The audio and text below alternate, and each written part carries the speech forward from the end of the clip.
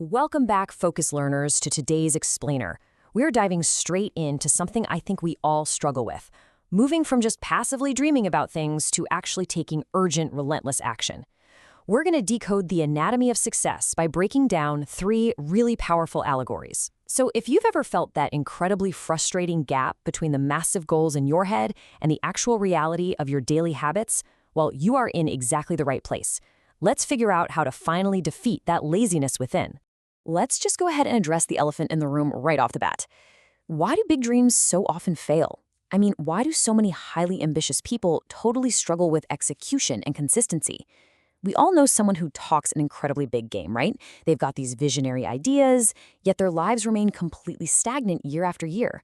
So, what is actually happening in that gap between intention and action? Well, it usually comes down to this. I'll do it later. I'll start tomorrow. These innocent-sounding little phrases actually act as a silent thief. We tell ourselves, hey, there's still time, what's the rush? But this seemingly harmless habit slowly and methodically steals our potential. And honestly, in our modern world, a world built around endless scrolling and constant phone notifications, this illusion of later is deadlier than it's ever been. So, that brings us to section 1, the spark of ambition, and where success actually begins in the mind. To understand where success really originates, let's look at the story of a young boy named Kabir. His life perfectly illustrates the stark contrast between physical poverty and massive mental wealth. I mean, externally, this kid had nothing.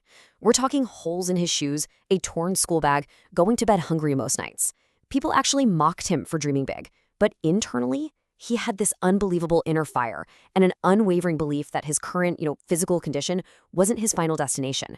Empty pockets don't dictate your destiny. And the crucial turning point for him came from a really profound lesson from his teacher, Guruji. Seeing Kabir upset one day, Guruji handed him a mirror. But he didn't hand it to him to look at his torn clothes. He told him to look past the pain and see the fire in his eyes. He said, "This fire is your belief. The world is constantly going to try to cover that mirror with the dust of doubt. And the only way to keep it shining, you absolutely must actively clean that mirror every single day with your actions."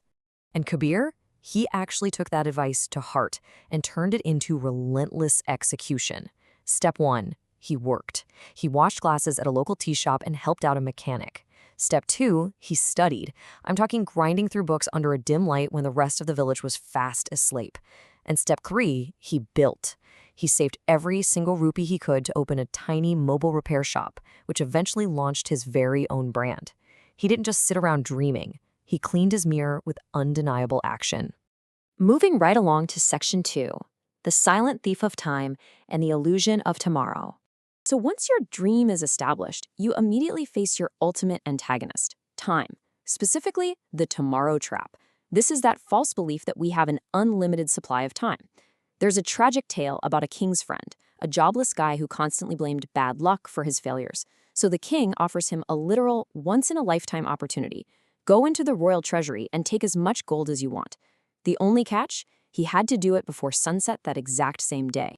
Now, despite having a strict deadline for literally infinite wealth, look at how just a little rest completely destroyed his chances. First, he decides he's too hungry to rush, so he eats a big afternoon meal. Then, a quick nap.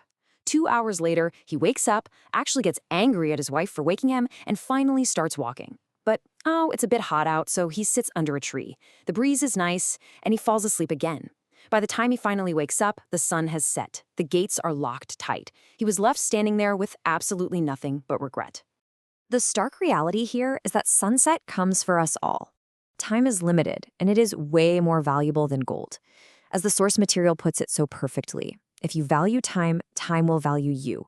But if you waste it, it will literally destroy your chances and leave you standing at shut doors. Think about it. A student who fails an exam knows the exact value of a year. A passenger who misses a train by just 1 minute knows the value of that minute. We have to respect the ticking clock. Which leads us perfectly into section 3, the battle of two seeds and the daily struggle in the field. Let's synthesize having a vision and respecting the clock into our daily gritty struggle. We'll use the story of Amir, a young 25-year-old farmer who loved talking about golden crops but always stayed in bed while the others worked. His wise uncle gave him two magical seeds that beautifully represent the two forces constantly fighting for the soil of your mind. First, the ambition seed. It's demanding. It needs daily water and massive discipline to actually produce wealth. Then you have the laziness seed. It asks for nothing. It grows fast automatically, spreads nasty weeds, and destroys everything else. So Amir plants him out of sheer boredom, and how much work does he put in? Zero. Absolutely nothing. He just told himself, I'll take care of them tomorrow.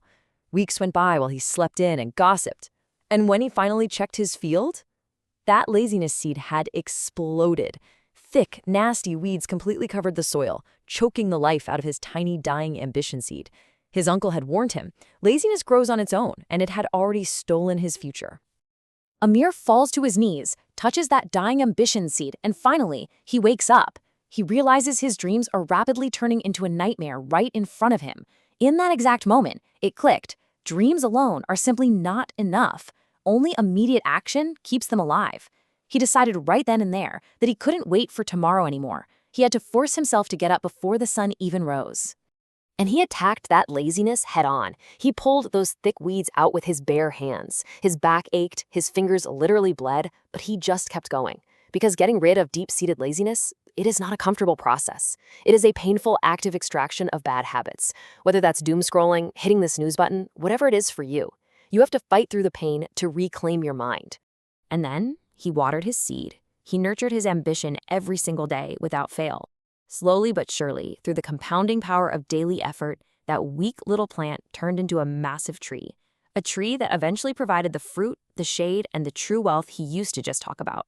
Amir completely transformed himself from a lazy dreamer into a highly respected man of action. All right, section 4. Cultivating your own success. Let's get into the anatomy of success masterclass. Let's pull all of this together. Here is your ultimate blueprint for success, applying the lessons from the poor boy, the lazy friend, and the ambitious farmer right to your own life. Number 1, clean your mirror. Reconnect with your true vision and inner fire every single day.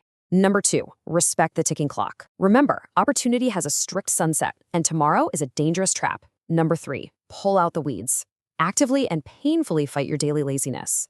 And finally, number 4, water your ambition. Take disciplined, daily action, because a dream without relentless execution is just a wish.